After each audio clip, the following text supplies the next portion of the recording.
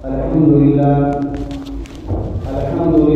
نحمده ونستعينه ونستغفره ونؤمن به ونتوكل عليه ونعوذ بالله من شرور أنفسنا ومن سيئات أعمالنا من يهده الله فلا مضل له ومن يضلله فلا هادي له ونشهد أن لا إله إلا الله وحده لا شريك له ونشهد أن سيدنا ومولانا محمدا عبده ورسوله أما بعد فأعوذ بالله من الشيطان الرجيم بسم الله الرحمن الرحيم إن تجتنبوا كبائر ما تنهون عنه نكفر عنكم سيئاتكم وندخلكم مدخلا كريما.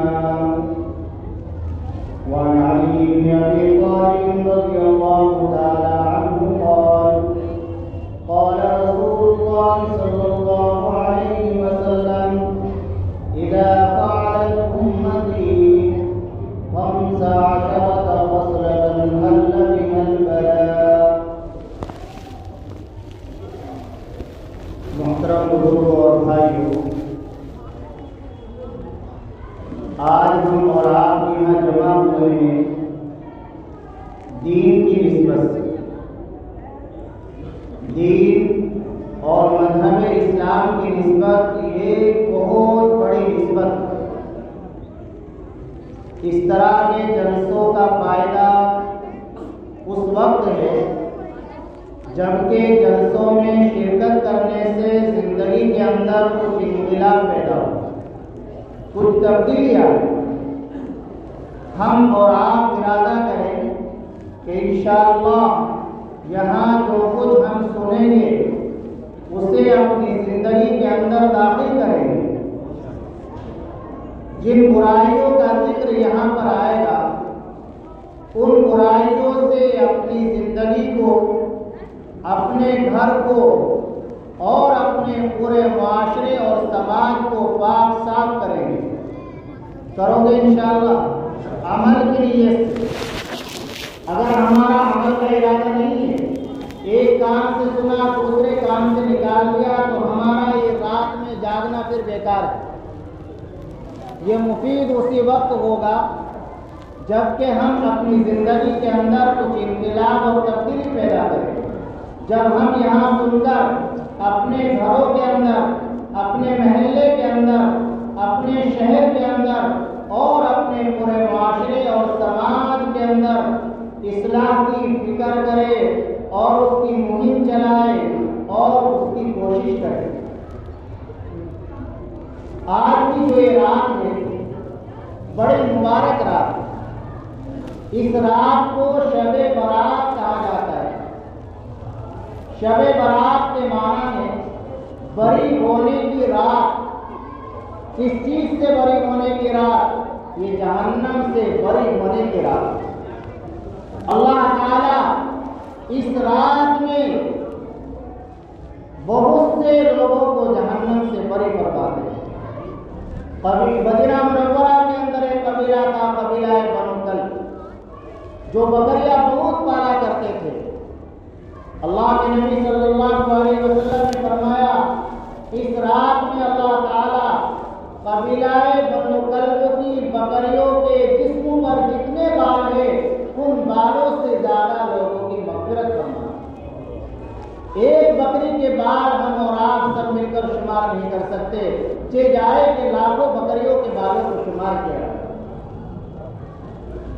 حضرت علی رضی اللہ تعالیٰ عنہ فرماتے ہیں اذا كان قال النبي صلى الله عليه وسلم اذا كانت ليلة النصف من شعبان فقوموا ليلها وصوموا نهارها. جب شب برات کو شعبان کی 15ویں رات آئے تو تم اس رات میں عبادت کرو. اس رات میں اپنے اللہ کو راضی کرو، اپنے اللہ کو بناؤ. وصوموا نهارها اور دن میں روزہ. فإن الله تعالى इला समाई दुनिया, अल्लाह ताला गुरूब शम्स के वक्त ही आसमान दुनिया पर नुज़ूल फरमाते हैं, आज दुनिया वालों की तरफ अल्लाह ताला मुतवज्जे होते हैं और ऐलान फरमाते हैं अला मिन मुस्तगफिरिन ली फागफिरहु। अल्लाह ऐलान फरमा रहे हैं, आप दुनिया के अंदर देखिए, अगर कोई सही आदमी हो और उसके बारे में ये बात मशहूर हो, उसकी आदत हो कि उससे आदमी जो मुतालबा करता है, जो चीज़ मांगता है वो दे देता है, तो ऐसा आदमी अगर किसी दिन खुद ऐलान करे कि आज मुझसे जो कोई मांगेगा मैं उसको दूंगा, तो क्या उसको झूठा समझा जाएगा? नहीं, उसको सब सच्चा समझेगा। अल्लाह से बड़ा कोई सच्चा नहीं, अल्लाह से बड़ा कोई बादशाह नहीं, अल्लाह से बड़ा खजाना किसी का खजाना नहीं। अल्लाह का इतना बड़ा खजाना है, हदीस शरीफ के अंदर आता है कि अगर अल्लाह ताला तमाम इंसानों को उनकी मंशा और उनकी मुराद के मुताबिक अता फरमा दे, तो अल्लाह के खजाने में इतनी भी कमी नहीं आएगी जितनी कि एक जानवर समंदर के अंदर अपनी चूंच डाले परिंदा, उस परिंदे की चूंच पर जितना पानी लग जाता है, इतनी भी कमी अल्लाह के खजाने में नहीं आएगी। तो आज की रात मगरिब के वक्त से अल्लाह ऐलान फरमा रहे हैं, है कोई मग़फ़िरत चाहने वाला, मैं उसकी मग़फ़िरत करूं। हम सब गुनाहगार हैं, एक मौका है अल्लाह के सामने इकरार करें, या अल्लाह हम इकरारी मुजरिम हैं, जिंदगी भर तेरी नाफरमानी की है, मेरे मौला माफ फरमा। फिर से तौबा कर ले, अभी इस मजमे में बैठे हुए, अल्लाह माफ फरमा, या अल्लाह जिंदगी भर के गुनाह माफ फरमा। अला मिन मुस्तगफिरिन फागफिरहु, है कोई मग़फ़िरत चाहने वाला, मैं उसकी मग़फ़िरत करूं। है कोई रोजगार की वजह से परेशान, वो मुझसे रोजी तलब करे, मैं उसे रोजी दूं। आज रोजगार की तंगी ये हम सब का मसला बना हुआ है, हम अल्लाह के सामने अपने इस मसले को रखें और आज की रात अल्लाह से फैसला करा ले। सब कुछ अल्लाह के कब्जे में है, यम्हुल्लाहु मा यशाअ व युथबित, अल्लाह जिस चीज को चाहते हैं मिटा देते हैं, जिस चीज को चाहते हैं बाकी रखते हैं। अल्लाह ने तकदीर बनाई है, तकदीर अल्लाह लिखने वाले ने, बाकी रखने वाले भी अल्लाह ने, उसमें से मिटाने वाले भी अल्लाह ने, सब कुछ अल्लाह की कुदरत है। अला मुब्तलन व वाक़िअ, है कोई मुसीबत ज़दा, आज वो अपनी मुसीबत का हल मुझसे मांगे, मैं उसको आफियत दे दूँ, राहत दे दूँ। अला कज़ा, सुबह तक यही ऐलान होता रहता है, आओ आज मुझसे जो मांगोगे वो दूंगा, दुआ कबूल करूंगा, तुम्हारी मग़फ़िरत करूंगा। लेकिन कुछ बंदे ऐसे हैं जो इस रात में भी मग़फ़िरत से महरूम रहते हैं। कहीं हम उनमें तो शामिल नहीं, हम अपना जायजा ले लें। कीना रखने वाला वो इस रात में मग़फ़िरत से महरूम रहता है।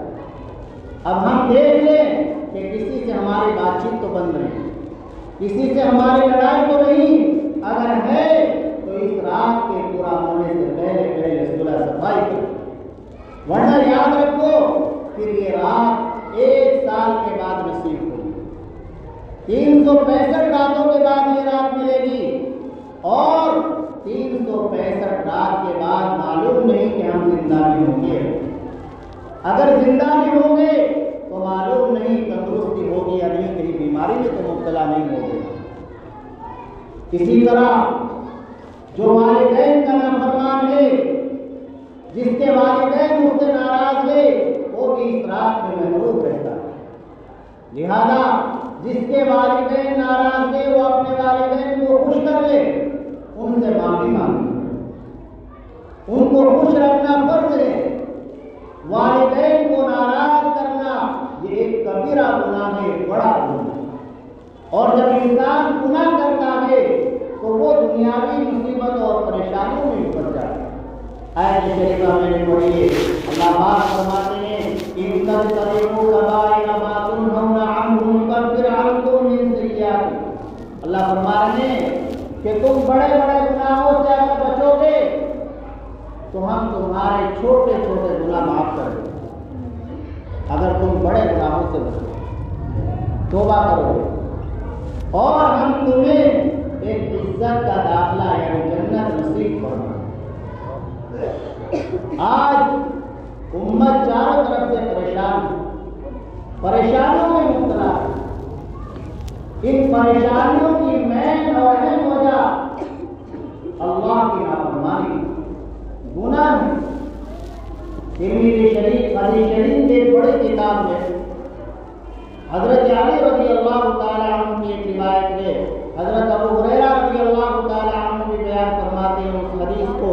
یہ دونوں صحابی اس روایت کو بیان فرماتے ہیں جس میں آج سے تقریباً 1440 سال پہلے اللہ کے نبی صلی اللہ علیہ وسلم نے اس پوری دنیا کا ایک نقشہ کھینچا تھا اور آپ نے بتایا تھا کہ دیکھو اس دنیا میں کیا کیا ہونے والا ہے، کیا کیا حالات پیش آنے والے ہیں، کیسے حالات بن جائیں گے۔ نبی پاک صلی اللہ علیہ وسلم نے ارشاد فرمایا اذا فعلت امتی، آپ سنیں اچھی طرح یہ حدیث اور اپنے گریبان میں جھانکے، اپنی زندگی کا جائزہ لے کہ اس حدیث پاک کے اندر جو بڑے بڑے گناہ اللہ کے نبی صلی اللہ علیہ وسلم نے بیان فرمائے، جو مصیبتوں کا سبب بنتے ہیں، پریشانیوں کا سبب بنتے ہیں، وہ میرے اندر تو نہیں پائے جاتے، میرے گھر میں تو نہیں پائے جاتے۔ اگر پائے جاتے ہیں، ہمارے اندر وہ گناہ موجود ہے تو فوراً اللہ کے سامنے توبہ کرے اور ان گناہوں سے رک جائیں۔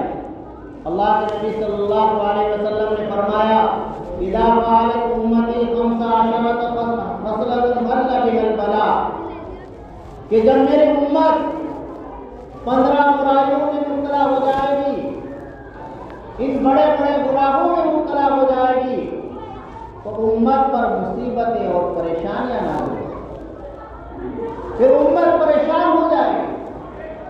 اور مصیبتیں اور پریشانیاں بھی کیسے آئے گی؟ اللہ کے نبی صلی اللہ علیہ وسلم نے فرمایا کہ مصیبتیں اور پریشانیاں اتنی لگاتار آئیں گی کہ جیسے تسبیح کا دھاگا ٹوٹ جائے تو دانے لگاتار گرتے رہتے ہیں، ایک کے بعد دوسرا، دوسرے کے بعد تیسرا، تیسرے کے بعد چوتھا۔ اسی طرح جب امت ان برائیوں میں مبتلا ہوگی اور ان برائیوں کا ارتکاب کرے گی، یہ بڑے بڑے گناہ کرے گی، تو امت پر مصیبتیں اسی طرح چاروں طرف سے آئے گی۔ ایک مصیبت ختم نہیں ہوگی، دوسری کھڑی ہو جائے گی، دوسری مصیبت ختم نہیں ہوئی، تیسری کھڑی ہو جائے گی، ابھی تیسری ختم نہیں ہوئی تھی، چوتھی مصیبت سامنے۔ تو جب صحابہ کرام رضی اللہ عنہم نے یہ بات سنی تو فوراً خیال پیدا ہوا کہ وہ برائیاں جو مصیبت کے اسباب ہیں وہ ہمیں معلوم ہو تاکہ ہم ان سے بچے۔ تو عرض کیا ما ہن یا رسول اللہ، اے اللہ کے رسول، وہ برائیاں، وہ بڑے بڑے گناہ کیا ہیں جو مصیبتوں کا سبب بنتے ہیں؟ آپ ہمیں بتا دیجئے تاکہ ہم خود بھی ان سے بچے اور آپ کی آنے والی امت بھی ان سے محفوظ رہے۔ تو نبی پاک صلی اللہ علیہ وسلم نے وہ گناہ جو مصیبتوں کے اسباب بنتے ہیں بیان فرمائے۔ ارشاد فرمایا اذا كان المغنم دولا دولا، جب مال غنیمت کو لوگ اپنا نجی مال سمجھے، اس کی ایک تفسیر تو علماء نے کی ہے کہ اس سے مراد یہ ہے کہ مال غنیمت جو حاصل ہوتا ہے جہاد میں، اس کے مستقل مسائل ہیں۔ تقسیم کرنے سے پہلے کسی کے لیے اس میں سے ایک دھاگا بھی لینا جائز نہیں۔ تو جب لوگ اس مال میں خیانت کریں گے تو پھر امت پر مصیبتیں اور پریشانی آئے گی۔ اور دوسری شرح علماء نے اس لیے کی ہے کہ اس سے مراد یہ ہے کہ جب مالدار لوگ غریبوں کا حق ہڑپ کر جائیں گے تو پھر امت پر مصیبتیں اور پریشانیاں۔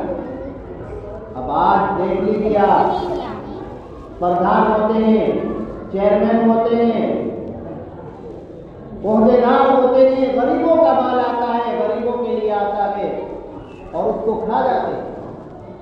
مالدار یہ زکات فرض ہے تو وہ زکات کو غریبوں کا حق ہے، اسے کھا رہی ہے، تو پھر پریشانیاں آئیں گی، مصیبتیں آئیں گی۔ لہذا اس سے توبہ، جو جس کا حق ہے وہ اس تک پہنچا۔ آگے اللہ کے نبی صلی اللہ علیہ وسلم نے فرمایا والامانۃ مغنم، جب امانت میں خیانت کی جائے گی تو امت پر مصیبتیں اور پریشانیاں آئیں۔ آج ہمارے معاملات بالکل زیرو ہو چکے ہیں۔ آج کہنے کو ہم مسلمان ہیں، نام ہمارا مسلمان ہے، لیکن کام ہمارے اسلام والے نہیں ہیں۔ اللہ نے تو حکم دیا ان اللہ یأمرکم ان تؤدوا الامانات الی اہلھا، اللہ کا حکم تو یہ ہے جس کی جو امانت تمہارے پاس ہے، جس کا جو حق تمہارے پاس ہے، اس کو پورا پورا ادا کر دو، اس کے ادائیگی میں ٹال مٹول نہ کرو۔ آج ہمارے معاملات اتنے خراب ہو چکے، ہم نے کسی سے ادھار لے لیا، ادھار لیتے وقت نظر اور ہوتی ہے، جب دینے کا نمبر آتا ہے تو بدل جاتے ہیں۔ آج معاملات ہمارے اتنے خراب ہو چکے۔ قرآن نے، حدیث نے تو ہمیں معاملات کی صفائی کی تعلیم دی۔ آج ہم لوگوں کا پیسہ مانگنا، لوگوں کو دھوکہ دینا ایک کمال سمجھتے ہیں۔ ارے تم لوگوں کو کیا دھوکہ دے رہے ہو، اپنے کو دھوکہ دے رہے ہو، اپنی کمائی کو بیکار کر رہے ہو۔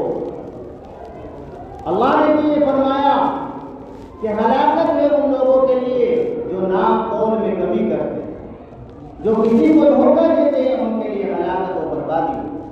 لہذا ہم اپنے معاملات کو درست رکھیں، اپنے معاملات کی صفائی کریں، جس وعدے پر ہم نے جس سے جو سامان لیا ہے اس وعدے کو پورا کریں۔ وعدے پر آپ کا انتظام نہیں ہو سکا تو آپ مہلت لیں۔ امام ابو داؤد رحمۃ اللہ علیہ نے ایک کتاب لکھی ہے ابو داؤد شریف، اس میں 4800 حدیثیں جو انہوں نے لاکھوں حدیثوں سے منتخب کر کے لکھی ہے، چن کر لکھی ہے، صحیح حدیث۔ انہوں نے فرمایا کہ ان 4800 حدیثوں میں سے 4 حدیثیں ایسی ہیں کہ اگر امت ان پر عمل کر لے تو پوری شریعت پر عمل ہو۔ کیا ہیں وہ 4 حدیثیں؟ نمبر 1، انما الاعمال بالنیات، تمام اعمال کا دار و مدار نیت پر ہے، اپنی نیت کو درست کرے، جو بھی کام کرے اللہ کو راضی کرنے کے لیے کرے۔ آپ نماز پڑھ رہے ہیں، روزہ رکھ رہے ہیں، جلسے جلوس میں بیٹھے ہیں، اللہ کو راضی کرنے کے لیے، اللہ کو خوش کرنے کے لیے۔ آپ دکان چلا رہے ہیں، فیکٹری چلا رہے ہیں، اس میں بھی نیت یہ ہو کہ میرا یہ کام بھی اللہ کو راضی کرنے کے لیے۔ کیسے اللہ کو راضی کرنے کے لیے؟ کہ اللہ نے میرے اوپر حلال کمانا فرض قرار دیا ہے۔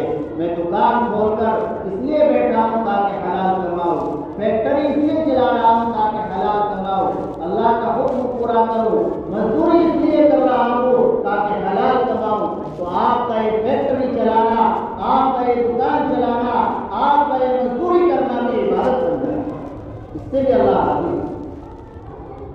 پہلی حدیث تھی۔ اور دوسری فرمایا لا یؤمن احدکم حتی یحب لأخیہ ما یحب لنفسہ، آدمی یہ مزاج بنائے جو چیز اپنے لیے پسند کرے وہی اپنے بھائی کے لیے پسند کرے، جو اپنے لیے ناپسند ہے وہ اپنے بھائی کے لیے بھی ناپسند۔ یہ دیکھیے کتنا قیمتی اصول، یہ اخلاق اور اپنے معاملات کی درستگی اللہ کے نبی صلی اللہ علیہ وسلم نے ہمیں بتلائی ہے۔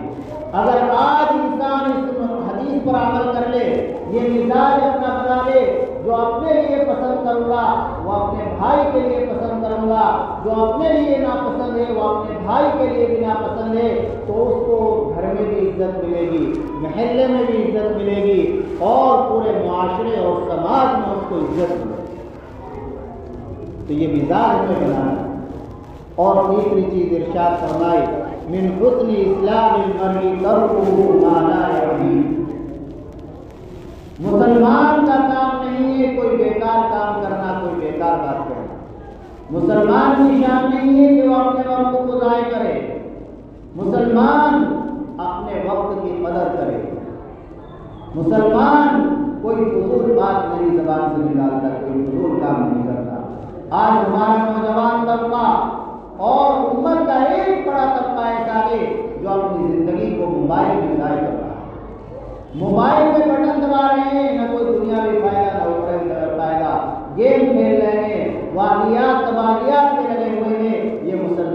کی شان اور مسلمان کا کام نہیں ہے۔ مسلمان کو اپنی زندگی کے ایک ایک لمحے کو قیمتی کام میں لگاتا ہے، اس کو ضائع نہیں کرتا ہے۔ مسلمان تو وہ ہے جو یہ سوچتا ہے کہ یہ زندگی ایک بار مجھے ملی ہے، دوبارہ نہیں ملے گی۔ جو دن آج گزر گیا وہ دن کبھی واپس نہیں آئے۔ یہ ہے مسلمان۔ اور چوتھی حدیث فرمایا الحلال بین والحرام بین وبینہما مشتبہات۔ جو چیزیں حلال ہیں وہ بھی کھول کر بیان کر دی گئی، جو چیزیں حرام ہیں وہ بھی کھول کر بیان کر دی گئی۔ حلال چیزوں کو اختیار کرو، حرام سے بچو۔ اور کچھ کام ایسے ہیں کہ جو مشتبہ ہیں، جن کا حکم صاف طور سے معلوم نہیں، ان کے بارے میں اپنے علماء سے معلوم کرو۔ حرام میں نہ پڑھو، سود میں نہ پڑھو۔ آج کل ایسے اسکیمیں چل رہی ہیں، ایسے پلان بتائے جا رہے ہیں کہ جس سے امت سود میں مبتلا ہو گئی۔ آج ہم سب سود میں اور بیاج میں مبتلا ہے۔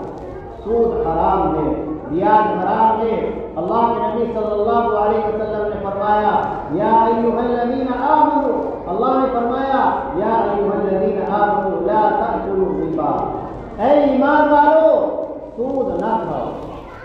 فَإِن لَّمْ تَفْعَلُوا فَأْذَنُوا بِحَرْبٍ مِّنَ اللَّهِ وَرَسُولِهِ، اگر تم سودی کاروبار سے، سود کے لین دین سے باز نہیں آتے تو تیار ہو جاؤ اللہ اور اللہ کے رسول سے جنگ کرنے کے لیے۔ کتنا سخت ہے۔ جو اللہ اور اللہ کے رسول سے جنگ کرے تو اس کی تباہی میں اور اس کی بربادی میں کوئی شک نہیں۔ لہذا اپنے کاروبار کو سود سے پاک صاف کرو۔ چھوٹا کاروبار کر لو لیکن بغیر سود کے، بغیر بیاج کے کرو، اللہ تعالیٰ اسی میں برکت عطا فرمائے۔ اس سے آپ کو سکون والی روزی نصیب ہوگی، چین کی نیند آئے گی، سکون کی نیند آئے گی۔ آپ کی اولاد آگے چل کر آپ کا نام روشن کرنے والی بنے گی۔ میرے بھائیوں اور بزرگوں، آج اگر اولاد کو حرام کھلاؤ گے، سود کا پیسہ کھلاؤ گے تو یہ اولاد آگے چل کر کامیاب نہیں ہوگی۔ امام بخاری رحمۃ اللہ علیہ، جن کا ابھی آپ ذکر سن رہے تھے، انہوں نے بخاری شریف لکھی، نابینا تھے، بچپن میں نابینا ہو گئے تھے، باپ کا سایہ بھی اٹھ گیا۔ ان کی والدہ محترمہ دعا کرتی تھی کہ اللہ میرے بچے کی بینائی واپس کر دے۔ حضرت ابراہیم علیہ السلام کو ایک دن خواب میں دیکھا، فرما رہے ہیں کہ تمہاری دعا اللہ نے قبول کر لی اور تمہارے بچے کی بینائی اللہ نے واپس کر دی۔ صبح کو دیکھا بچہ بینا ہو گیا اور اللہ نے بینائی کے اندر ایسی قوت و طاقت عطا فرمائی کہ چاند کی روشنی میں بیٹھ کر بخاری شریف لکھ لیا کرتے۔ تو ان کے والد محترم کا جب انتقال ہو رہا تھا، اسماعیل ان کے والد کا نام ہے، اپنے زمانے کے بڑے محدث تھے۔ انہوں نے اپنے ایک شاگرد احمد بن حفص سے فرمایا کہ اے احمد، میں نے زندگی میں جو مال کمایا ہے اور اپنے بچے کو کھلایا ہے، اس میں حرام تو دور کی بات، ایک درہم ایک روپیہ بھی شبے کا بھی نہیں، اتنا پاک صاف مال ہے۔ تو آج اپنے اولاد کو پاک صاف مال اور امانت میں بیان کریں۔ جب بندہ کسی سے کوئی معاملہ کرتا ہے اور اس کی ادائیگی کی فکر کرتا ہے تو اللہ کی مدد شامل حال ہے۔ بخاری شریف میں واقعہ ہے، کئی مقام پر اللہ کے نبی صلی اللہ علیہ وسلم نے سنایا کہ ایک شخص کو قرض کی ضرورت پیش آ جاتی ہے۔ قرض کی ضرورت تو دریا کے دوسرے کنارے ایک بستی آباد تھی، یہ شخص قرض لینے کے لیے وہاں پہنچا۔ وہاں ایک شخص سے ملاقات کی اور اس سے کہا کہ آپ مجھے 1000 اشرفیہ قرض کی دے دیں۔ 1000 اشرفیہ اس زمانے میں کروڑوں روپے ملتے۔ اس شخص نے کہا دے دوں گا آپ کو، لیکن کوئی گواہ نہیں۔ اس نے کہا کہ میرے پاس گواہ نہیں ہے، میرا کوئی جاننے والا نہیں، گواہ اللہ ہی۔ پھر کہا کہ کوئی ضامن لے آؤ، کہ ضامن بھی اللہ ہے۔ چنانچہ اس نے 1000 اشرفیہ اللہ کی شہادت، اللہ کی ضمانت میں اس شخص کے حوالے کریں۔ ایک وقت مقرر ہو گیا کہ فلاں وقت پر ادا کروں گا، چنانچہ یہ شخص لے کر آ گیا، اپنی ضرورت پوری کی۔ وقت جب آیا تو انتظام کیا اور 1000 اشرفیوں کا انتظام کر کے دریا کے کنارے پہنچا، لیکن وہاں کوئی کشتی نہیں۔ تو بڑا پریشان ہوا کہ وعدہ خلافی ہو جائے، اور اب اسے خیال آیا کہ ایک لکڑی نظر آئی، سوکھی لکڑی پڑی ہوئی، وہ لکڑی اس نے اٹھائی، اس کو چیرا اور اس لکڑی کے اندر 1000 اشرفیوں کی تھیلی رکھی اور دریا کے اندر یہ کہہ کر ڈال دی، اے دریا تو اللہ کے حکم سے چلتا ہے، وقت پر قرض کی ادائیگی میں تو رکاوٹ بنا ہے، اب تیری ذمہ داری یہ کہ یہ قرض اس کے ساحل تک پہنچا۔ آپ غور کیجیے، اندازہ لگائیے، لکڑی کے اندر اشرفیوں کی تھیلی رکھی، لکڑی وزنی ہو گئی، وہ کیا چاہیے، لیکن لکڑی غیر کی انتظار ہے۔ ادھر وہ شخص بھی انتظار میں تھا کہ وعدہ ہو گیا، قرض کی ادائیگی کے لیے آ رہا ہوگا، اس نے دیکھا کوئی شخص نہیں آ رہا ہے، کوئی کشتی نہیں آ رہی، ایک لکڑی آ رہی، اس نے لکڑی کو اٹھایا کہ چلو جلانے کے کام آ جائے گی، لیکن جب لکڑی کو چیر کر دیکھا اس کے اندر سے اشرفیوں کی تھیلی ہوئی۔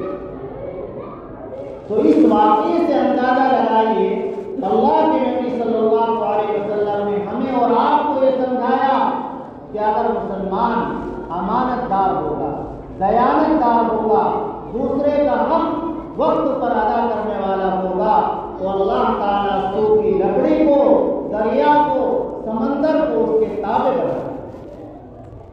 اللہ سوکھی لکڑی کو، دریا کو، سمندر کو اس کے تابع بنائے۔ آج ہم مسلمان نام کے انکار کریں۔ عربی کا ایک مجلہ کا ایک رسالہ، اس میں واقعہ پڑھا ہے، یہ ابھی قریب کا 2000 سال کا واقعہ۔ امریکہ میں ایک شخص رہتا ہے مسلمان، تعلیم حاصل کی، عیسائی لڑکی کے ساتھ پڑھتی تھی، تو عیسائی لڑکی سے محبت ہو گئی۔ اب اس نے بڑی کوشش کی کہ اس سے میری شادی ہو جائے، ماں باپ تیار نہیں ہوئے۔ آخر میں ماں باپ اس شرط پر تیار ہو گئے کہ اس لڑکی سے تمہاری شادی کر دیں گے، لیکن شرط یہ ہے کہ یہ ایمان قبول کر لے، مسلمان ہو۔ اب محبت کی، پڑھا لکھا تھا، لڑکی بھی پڑھی لکھی تھی، خوش ہو گیا کہ ٹھیک ہے مسلمان تو میں اسے کر دوں گا۔ تو اب لڑکی کے سامنے یہ بات رکھی کہ تم مسلمان ہو جاؤ، میرے ماں باپ شادی کے لیے تیار۔ اب وہ کوئی عام لڑکی تو نہیں، پڑھی لکھی لڑکی تھی، اونچی ڈگری حاصل کر رکھی تھی۔ اس لڑکی نے کہا کہ میں مسلمان تو ہو جاؤں گی، لیکن پہلے میں مذہب اسلام کا مطالعہ کرنا چاہتی ہوں، دیکھنا چاہتی ہوں کہ مذہب اسلام کیسا ہے، کیا ہے۔ آپ مجھے کچھ کتابیں دیجیے۔ چنانچہ اس لڑکے نے مذہب اسلام کی کچھ کتابیں اس لڑکی کو دی۔ اس نے غور سے مطالعہ کیا اور مہینوں کے بعد اس لڑکے کو جواب دیتی ہے کہ میں مسلمان ہونے کے لیے تیار ہوں، میں مذہب اسلام کو قبول کرتی ہوں، لیکن تم سے شادی نہیں کروں۔ ابھی بڑا پریشان ہوا کہ جس کام کے لیے مسلمان بنا رہے تھے اس کے لیے تیار نہیں، مسلمان بننے کے لیے تیار ہے، بات کیا ہے؟ اس نے کہا کہ میں نے مذہب اسلام کا غور سے، گہرائی سے مطالعہ کیا، مذہب اسلام کے اندر مجھے کوئی کمی نظر نہیں آئی، اس لیے میں مذہب اسلام کو قبول کرتی ہوں، لیکن جو میں نے کتابوں میں مذہب اسلام پڑھا ہے اس کے مطابق میں تمہیں مسلمان نہیں دیکھتی ہوں، نہیں پاتی، تمہارے اندر وہ چیز رہی ہے اسلام والی، اس لیے میں تم سے شادی نہیں کرتی۔ تو مذہب اسلام تو اتنا خوبصورت مذہب ہے کہ بڑے بڑے سائنسداں ریسرچ کرنے کے بعد مذہب اسلام خوشی سے قبول کر رہے ہیں، لیکن آج ہم نے اس مذہب کو بدنام کرا رکھا، جو اخلاق، جو معاملات ہمارے ہونے چاہیے وہ غیروں نے اختیار کریں۔ آج ہمارا لین دین صحیح نہیں، ہماری تجارت صحیح نہیں، ہم دوسرے کو دھوکہ دینا اپنی کامیابی سمجھتے ہیں۔ یہ کہاں کا مذہب ہے اسلام ہے؟ یہ کون سا مذہب آپ کو سکھاتا ہے؟ تو دوسری چیز ہے، دوسرا گناہ ہے جس کی وجہ سے مصیبتیں آتی ہیں، دوسرے کے حق کو مار لینا، امانت میں خیانت کرنا۔ لہذا اس سے توبہ کرے اور آج ہی گریبان میں جھانکے، آج ہی اپنی زندگی کا جائزہ لے کہ اس زندگی کے اندر آپ نے اگر کسی کا حق مار رکھا ہے، کسی کا حق دبا رکھا ہے، تو آپ اسے فوراً واپس کر دیں، ورنہ یہ سب یہی رہ جائے گا۔ آپ کی اولاد عیاشی کرے گی، آپ نے ان کو حرام مال دوسروں کا حق دیا گے اور تمہارے اوپر قبر میں عذاب ہو رہا ہوگا۔ اس وقت تم بہت پچھتاؤ گے، لیکن وہ پچھتانا کام نہیں لائے۔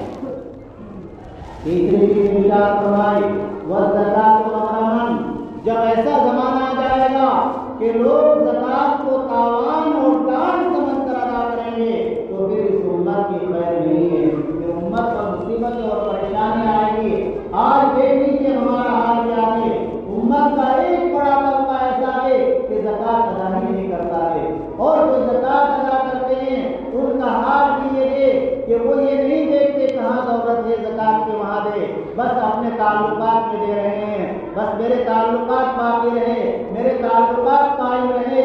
یہ اس طرح زکات کون سے ادا ہوتی ہے؟ آپ زکات وہاں دیجیے جہاں ضرورت ہو، اور خوش دلی کے ساتھ دیجیے، خود جا کر دیجیے۔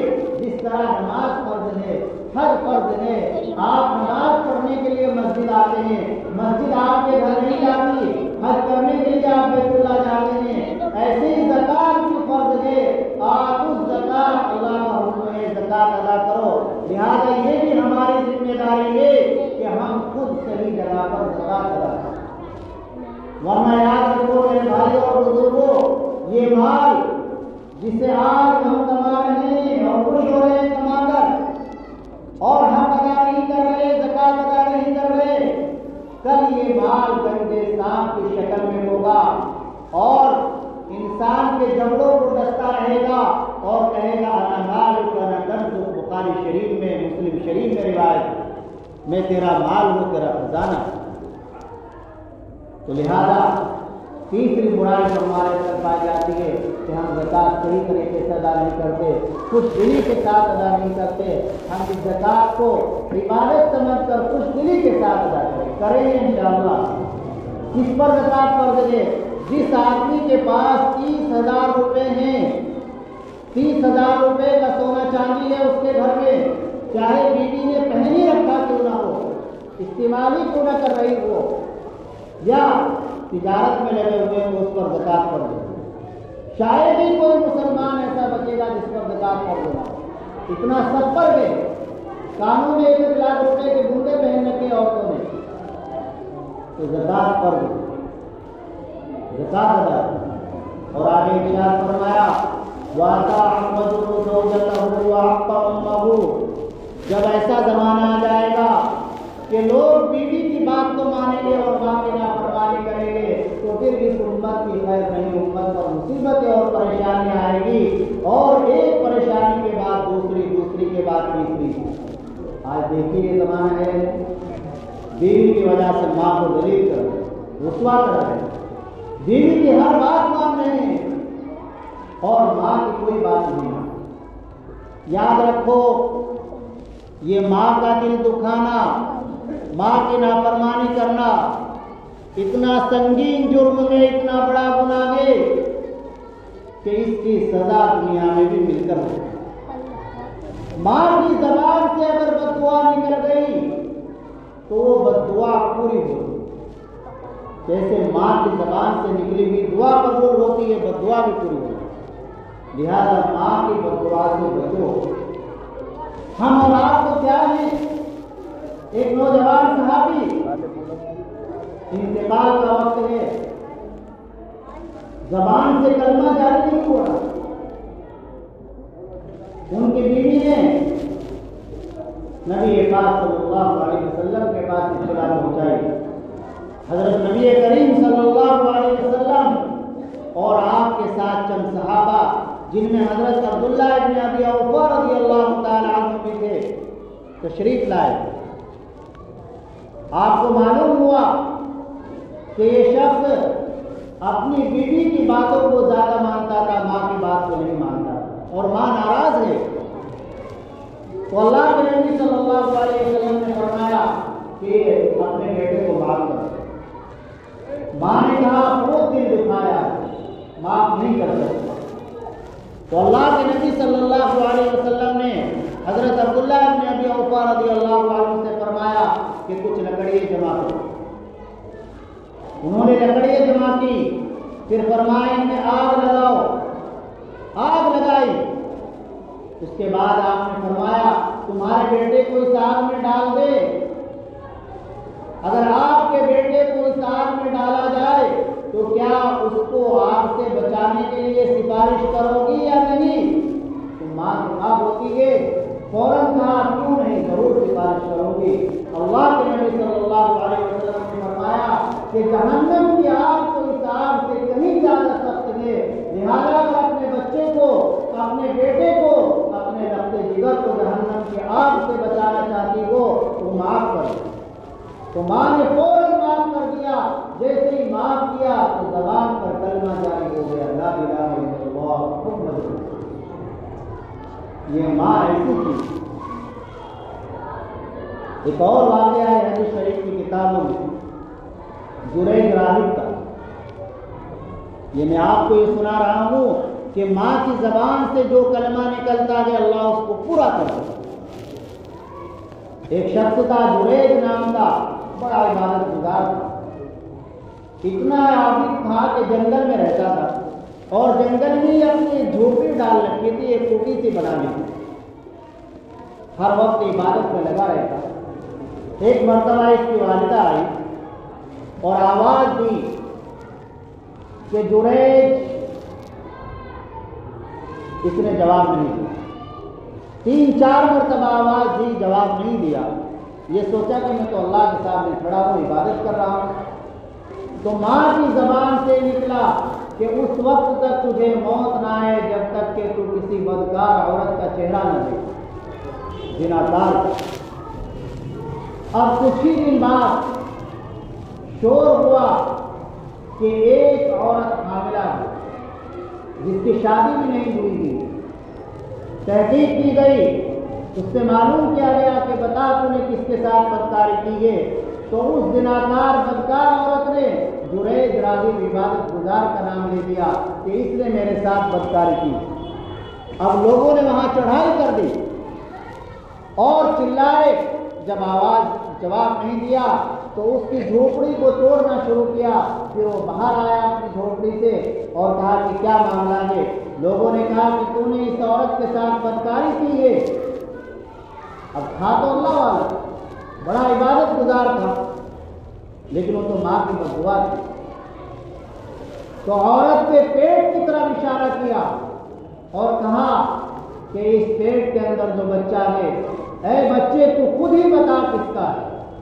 پیٹ کے اندر سے آواز آئی، میں کھلا چرواہے کا، چرواہے نے بدکاری کی۔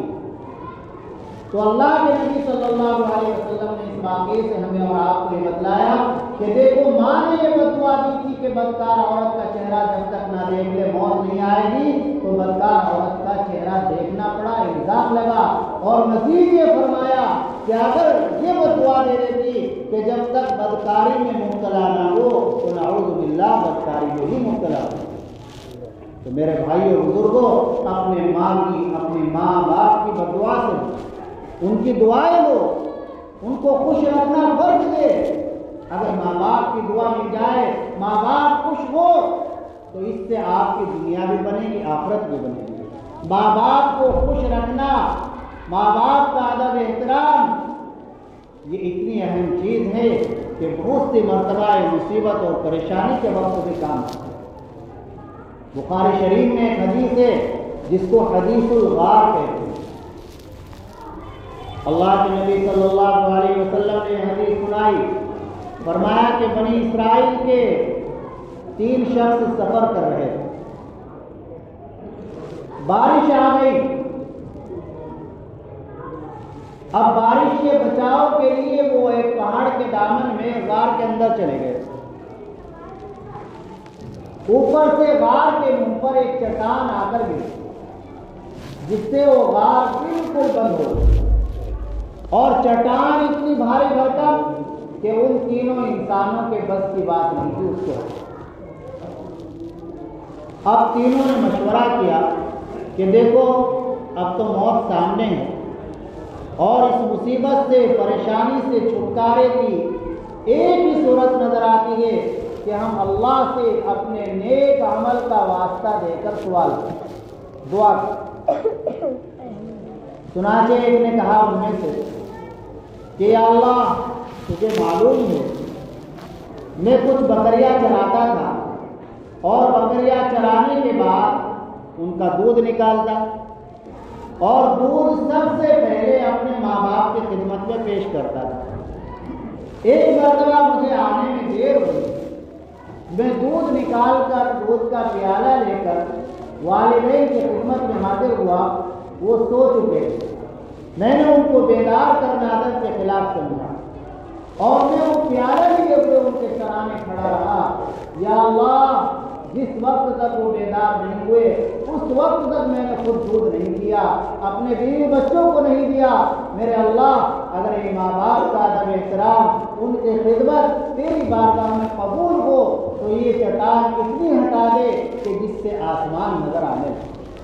دعا کر کے فارغ ہی ہوا۔ یہ میری اور آپ کی بات نہیں ہے، اللہ کے نبی صلی اللہ علیہ وسلم نے یہ واقعہ اپنے صحابہ کو سنایا۔ دعا کر کے فارغ ہوا اور آسمان نظر آنے لگا، چٹان اتنی ہٹی۔ تو کیا معلوم ہوا بھائیوں اور بزرگوں؟ یہ معلوم ہوا کہ جو نیک عمل اللہ کی رضا کے لیے کیا جاتا ہے، ماں باپ کا ادب احترام کیا جاتا ہے، تو مصیبت کے وقت کام آتا ہے۔ پھر دوسرے کا نمبر آیا، اس نے کہا کہ یا اللہ ایک مرتبہ میں نے ایک مزدور رکھا، اور اس مزدور سے میرا معاملہ طے ہوا کہ کچھ غلہ تجھے مزدوری میں دوں گا۔ اس نے دن بھر کام کیا، شام کو اپنی مزدوری لیے بغیر وہ چلا گیا۔ میں نے اس کی مزدوری کو تجارت میں لگایا، اور اس نے اس تجارت میں برکت دی، وہ مال خوب بڑھ گیا، جانوروں کا ایک ریوڑ تیار ہو گیا۔ کچھ سالوں کے بعد وہ شخص آیا اور اس نے آ کر کہا میری مزدوری دو۔ میں نے اس سے کہا یہ سارا مال تیرا ہی ہے۔ اس نے کہا مذاق مت کر، مجھے میری مزدوری چاہیے۔ میں نے اس کو بتلائی پوری حقیقت کہ تیرا ہی مال ہے، اللہ نے اس میں برکت دی ہے۔ یا اللہ یہ تیرے ایک بندے کی ہمدردی میں نے تیری رضا کے لیے کی، اگر تجھے یہ ہمدردی کرنا اور تیرے ایک بندے کی مدد کرنا پسند ہو تو اس چٹان کو اور ہٹا۔ چنانچہ چٹان اور ہے تو معلوم ہوا کسی بندے کی ہمدردی کرو وہ بھی اللہ کو راضی کرنے کے لیے، اس پر احسان نہ دکھاؤ، اس لیے نہ ہمدردی کرو، اس لیے نہ اس کی مدد کرو کہ الیکشن میں ہمیں ووٹ دے دے گا، ہماری پارٹی کا آدمی بن جائے گا، صرف اس لیے ہمدردی کرو، اس لیے مدد کرو کہ میرا اللہ کا ایک بندہ ہے، اللہ کی ایک مخلوق ہے، پھر دیکھنا کہ مصیبت کے وقت وہ تمہیں کام۔ اب تیسرے کا نمبر آیا، ابھی بھی نکل نہیں سکتے۔ تیسرے نے بھی اپنے نیک عمل کا واسطہ دیا، اس نے کہا یا اللہ میرے خاندان کی ایک عورت تھی، ایک لڑکی تھی جس سے مجھے محبت ہو گئی۔ ایک مرتبہ میرے دل میں خیال آیا کہ اس سے اپنی خواہش پوری کرو۔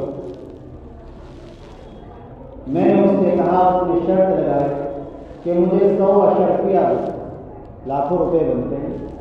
میں نے کچھ بھی کیا، 100 اشرفیوں کا انتظام کیا اور اس کے حوالے کی۔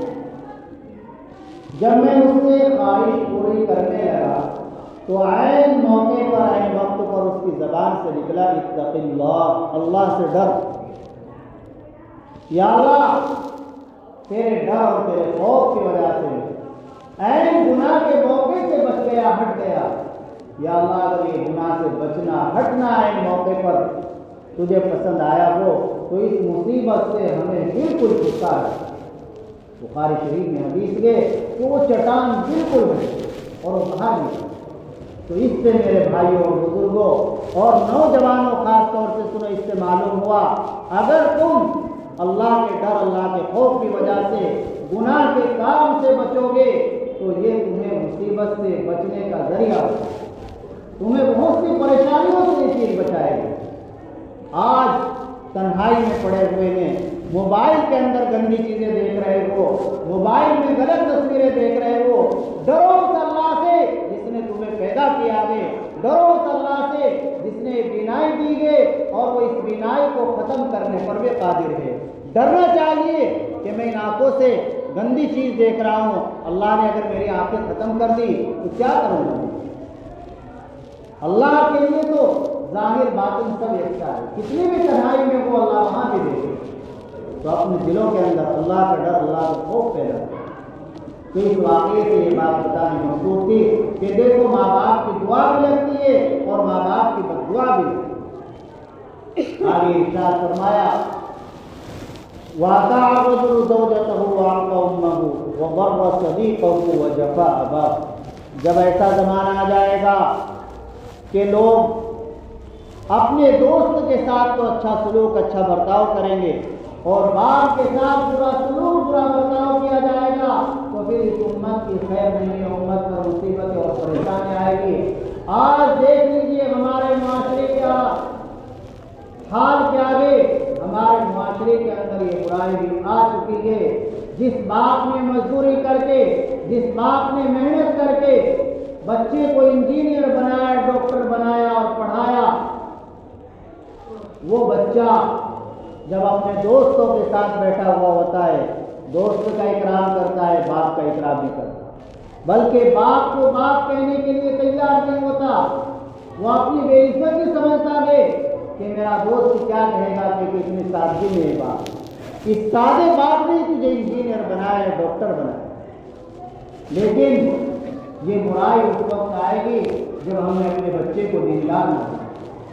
اگر آپ نے اپنے بچے کو پہلے دیندار بنا دیا، پکا سچا مسلمان بنا دیا، تو پھر آپ کو یہ دن دیکھنا نہیں پڑے گا، پھر وہ سب سے زیادہ تعظیم باپ کی کرے، چاہے وہ انجینئر بنے، ڈاکٹر بنے، پائلٹ بنے، آپ کچھ بھی بنائیں اور آپ کو کوئی منع نہیں کرتا، لیکن شرط یہ ہے، ضروری یہ ہے کہ پہلے اسے پکا سچا مسلمان بنے، پھر آپ کو رونا نہیں پڑے گا۔ آگے اللہ کے نبی صلی اللہ علیہ وسلم نے ایک بڑا اور بیان فرمایا وَارْتَفَعَتِ الْأَصْوَاتُ فِي الْمَسَاجِدِ، کہ لوگ مسجدوں میں شور کریں گے، دنیا کی باتیں کریں گے تو امت پر مصیبتیں اور پریشانیاں آئیں۔ آج دیکھیے مسجدوں کا ہمارے گھروں سے ادب احترام نکل گیا، ہم مسجدوں کے اندر ہنس رہے ہیں، ٹھٹے مار رہے ہیں، مسجدوں کے اندر آج ہم دنیا کی باتیں کر رہے ہیں، تو پھر مصیبتیں اور پریشانی کیوں نہیں آتی؟ مسجد کا دل میں ادب احترام ہے، اللہ کا گھر ہے، جب سے ہی مسجد میں داخل ہو فوراً اعتکاف کی نیت کر لے، نویت الاعتکاف ما دمت فی المسجد، یا اللہ جب تک مسجد میں رہوں گا اعتکاف کی نیت کرتا ہوں تو اعتکاف کا بھی ثواب ملتا رہے گا۔ کوئی فضول بات، کوئی غلط بات مسجد میں نہ نکالے، ہنسے نہیں، مذاق نہیں کرے، دنیا کی باتیں نہ کرے، یہاں آخرت کی بات، مسجد میں شور و شراب نہ کرے۔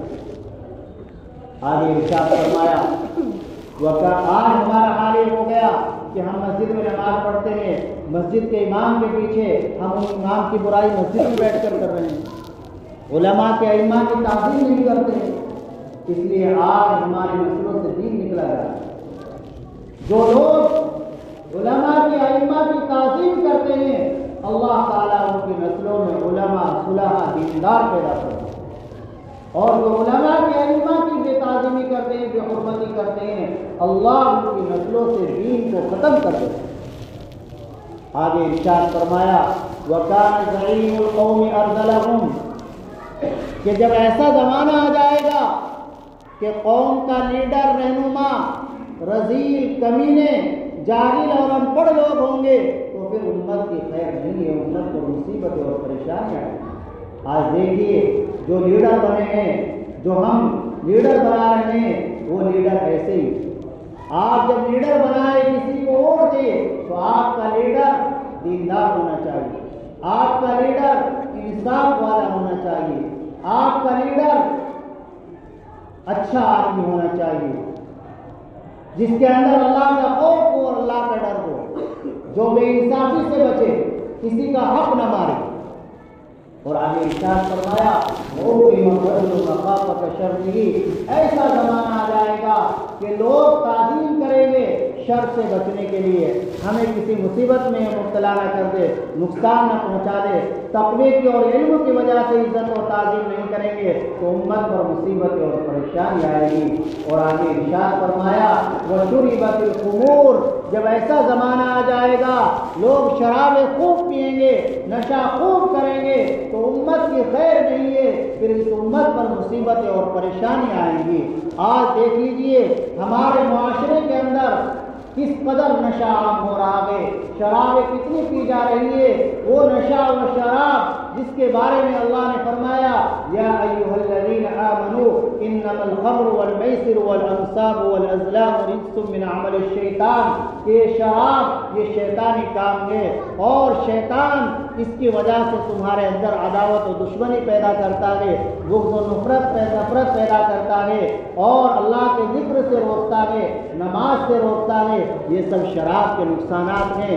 اور اللہ کے نبی صلی اللہ علیہ وسلم نے فرمایا کہ شراب ام الخبائث ہے، تمام بے حیائی کے کاموں کی، تمام برائیوں کی جڑ ہے شراب۔ کیا مطلب؟ یعنی جب انسان شراب پی لیتا ہے تو پھر وہ کوئی بھی بے حیائی کا کام کر سکتا ہے، کوئی بھی برا کام نہیں کر سکتا۔ حدیث شریف کی ایک کتاب ہے سنن کبریٰ، امام بیہقی رحمۃ اللہ علیہ، اس میں حدیث موجود ہے۔ اللہ کے نبی صلی اللہ علیہ وسلم نے ایک واقعہ سنایا کہ بنی اسرائیل میں ایک بہت بڑا عابد تھا، ایک عورت کو اس عابد سے محبت ہو گئی، اس عورت نے اس عابد کو اپنے گھر بلا لیا، گھر کے دروازے بند کر دیے، اندر کمرے میں لے گئی،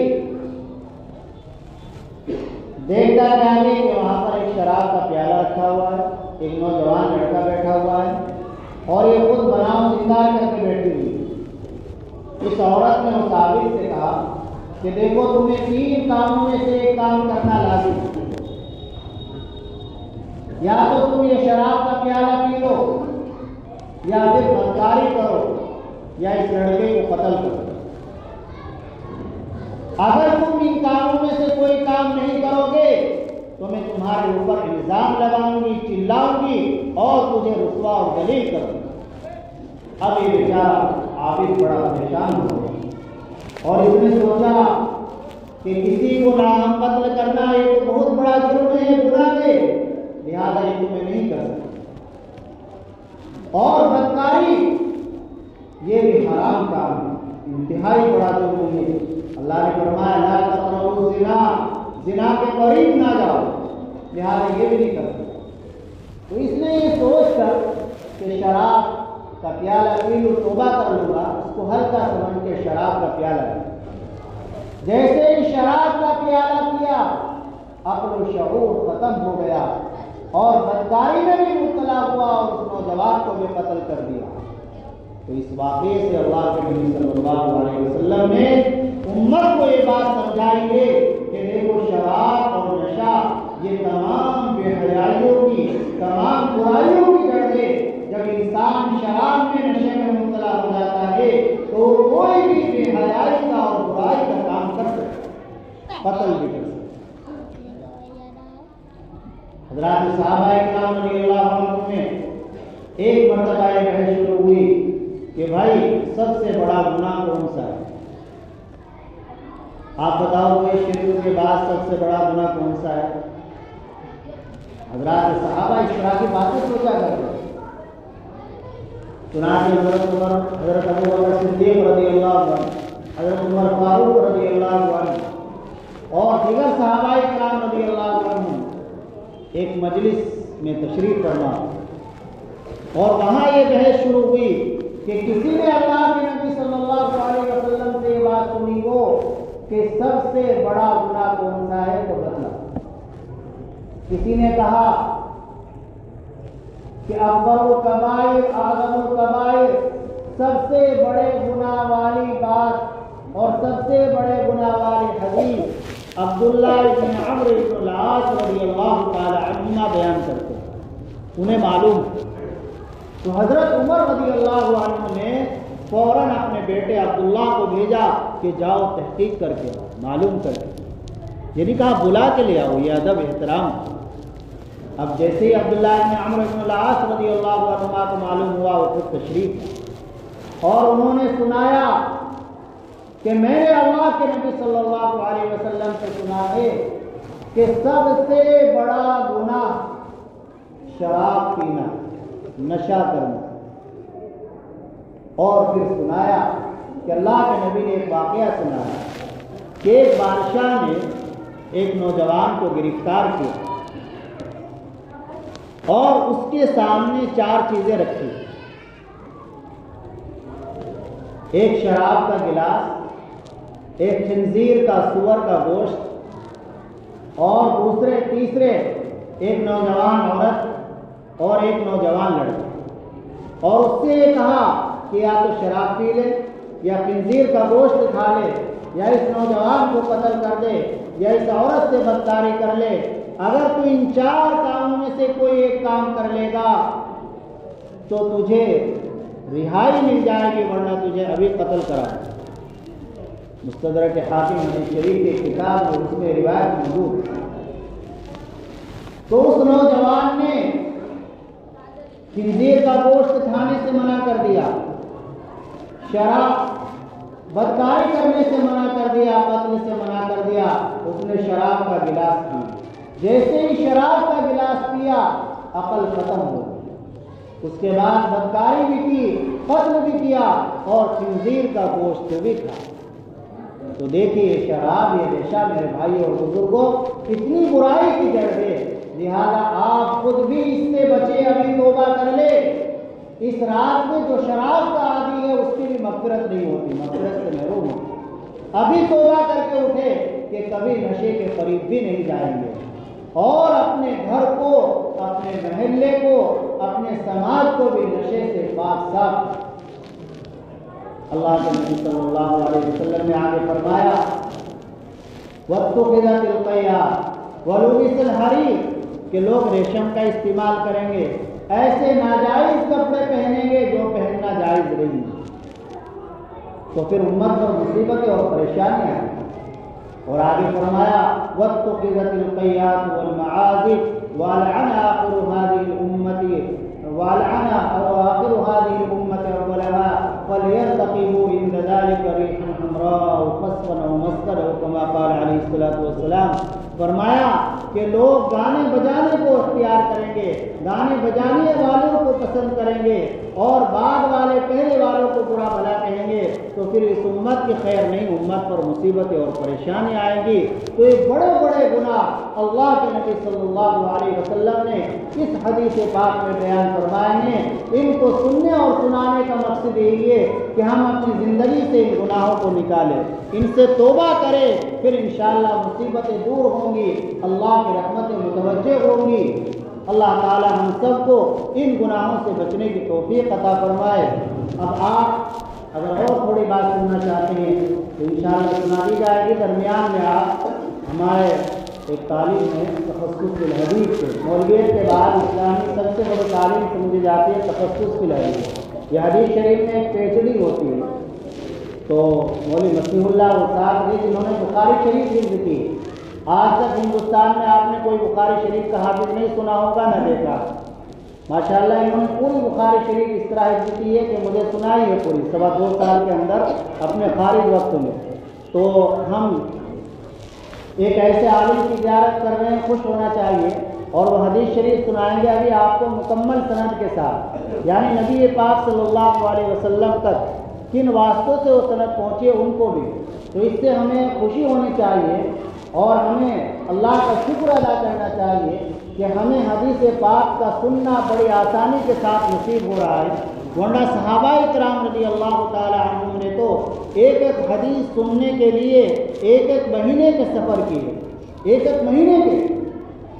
حضرت جابر بن عبداللہ رضی اللہ تعالیٰ عنہ کو معلوم ہوا کہ ملک شام کے اندر عبداللہ بن انیس رضی اللہ عنہ اللہ کے نبی صلی اللہ علیہ وسلم کی ایک حدیث بیان کرتے ہیں، فرماتے ہیں فاشتریت بعیرا، میں نے اس کام کے لیے ایک اونٹ خریدا اور 1 مہینے تک میں نے ملک شام کا سفر کیا۔ وہاں جا کر میں نے ان سے عرض کیا کہ مجھے معلوم ہوا ہے کہ آپ ایک حدیث اللہ کے نبی سے بیان کرتے ہیں، آپ مجھے وہ حدیث سنا دیں۔ ایک حدیث سننے کے لیے مہینوں کا سفر۔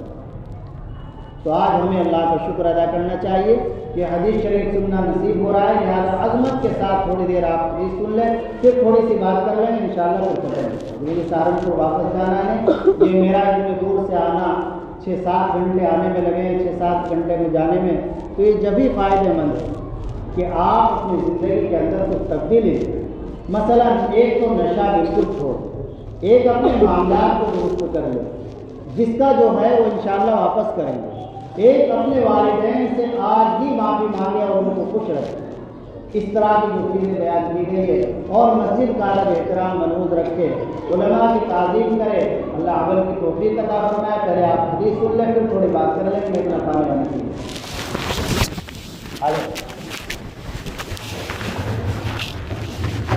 آپ اس طرح سے جیسے قرآن کا سننا جو ثواب رکھتا ہے، تو یہ وہ الفاظ ہیں جو ہمارے اور آپ کے نبی صلی اللہ علیہ وسلم کی زبان مبارک سے نکلے ہوئے، محبت کے ساتھ، عظمت کے ساتھ، انشاءاللہ اس کی برکت ہو۔